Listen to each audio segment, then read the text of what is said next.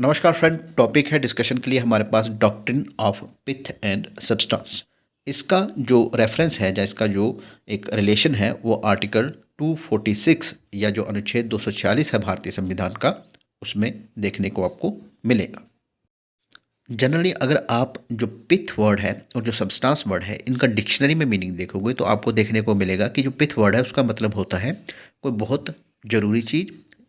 कि जहाँ उसका पार्ट हो सकता है। जहाँ तक बात है सब्सटेंस का तो उसका भी मतलब वही होता है, समथिंग इम्पॉर्टेंट। पर यहाँ पर यानी कि इस डॉक्ट्रिन के अंदर ये जो वर्ड है को यूज़ किया गया है उसका मतलब होता है जो लेजिस्लेशन है या जो कानून बनाने का ऑब्जेक्टिव या उद्देश्य जो है उसका सही अर्थ फाइंड आउट करना। तो चलिए अब इसको थोड़ा डिटेल में डिस्कस कर लेते हैं। भारतीय संविधान जो है उसका जो शेड्यूल 7 है उसके अंदर कुछ इस तरह की सूचियाँ दी गई हैं जिनको कि यूनियन लिस्ट यानी केंद्र लिस्ट, स्टेट लिस्ट यानी राज्य लिस्ट और एक कनकरेंट लिस्ट यानी कि जो समवर्ती सूची कहा जाता है। इन सभी सूचियों के अंदर कुछ इस तरह के मैटर्स जो काम दिए गए हैं जिसपे कि यूनियन लिस्ट में केंद्र बना सकता है कानून, स्टेट लिस्ट पे स्टेट या राज्य बना सकते हैं, कनकरेंट लिस्ट पे दोनों जो है उस पर कानून बना सकते हैं यानी कि स्टेट और केंद्र।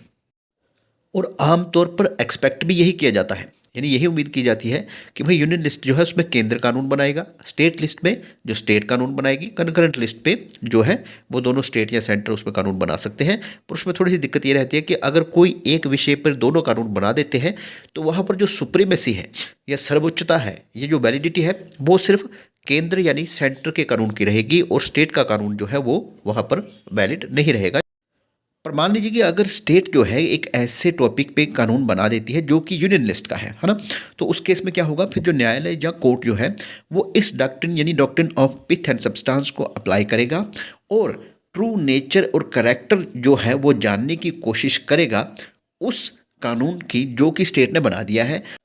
ताकि इस बात का पता लगाया जा सके कि भाई क्या वाकई में जो स्टेट या जो राज्य है उसने केंद्र सूची के अंतर्गत किसी विषय पर कानून बनाया है ना। तो वो तब तक नहीं पता चलेगा जब तक कि वो जो कानून बनाया गया है राज्य के द्वारा उसको जाना जाए कि भाई ये क्या है। तो फिर ही आप डिसाइड कर सकते हैं कि ये जो है वो केंद्र सूची का विषय था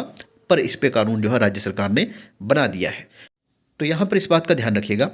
कि ये जो पिथ एंड सब्सटेंस की डॉक्ट्रिन या सिद्धांत है ये उसका पर्पस होता है कि उसको यूज़ करके जो न्यायालय या कोर्ट जो है इस बात को डिसाइड कर सकता है कि भाई कौन सा कानून जो बनाया गया है वो क्या उसी के द्वारा बनाया गया है जिसकी सूची में वो फॉल करता है,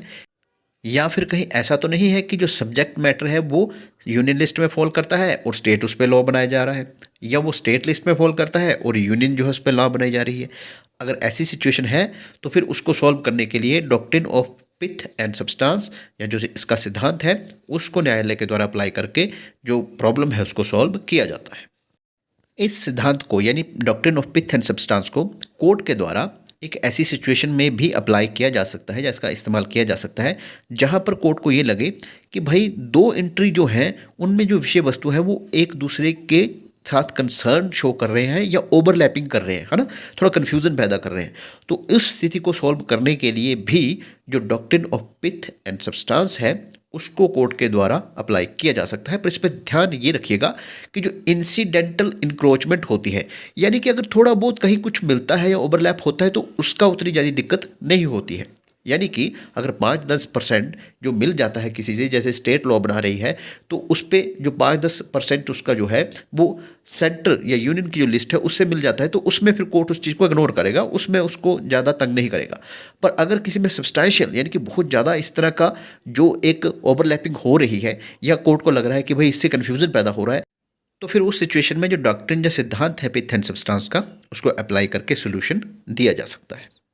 नेक्स्ट है फ्रेंड हमारे पास कुछ केस लॉ जो कि आप अपनी स्क्रीन पे देख रहे हैं, जिसमें कि ये कहा गया था कि जब भी इस डॉक्ट्रिन को अप्लाई किया जाए तो कुछ जो डायरेक्शन है जो कि नीचे लिखी गई है उनका ध्यान रखा जाए। तो उसमें सबसे पहले कहा गया था consider the enactment as a whole, यानी कि जो भी कानून बनाया गया है जिसके बारे में क्वेश्चन उठाया या जिसमें शक पैदा हुआ है कि भाई ये कानून जो है दूसरी सूची से रिलेट करता है,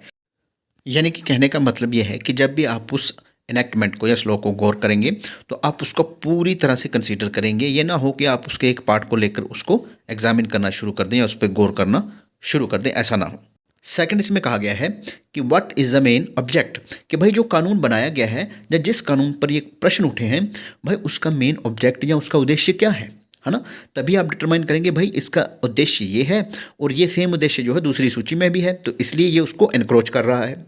नेक्स्ट जो पॉइंट नंबर है लास्ट जो है वो है थर्ड, जिसमें कि ये कहा गया है कि भाई scope and effect of its provision, यानी जो भी लॉ बनाया गया है जिसके बारे में जो क्वेश्चन उठाए गए हैं उसका स्कोप क्या है, यानी कहाँ तक वो जा रहा है, कितनी रीच है उसकी, और दूसरा है उसका इफेक्ट यानी उसका प्रभाव जो है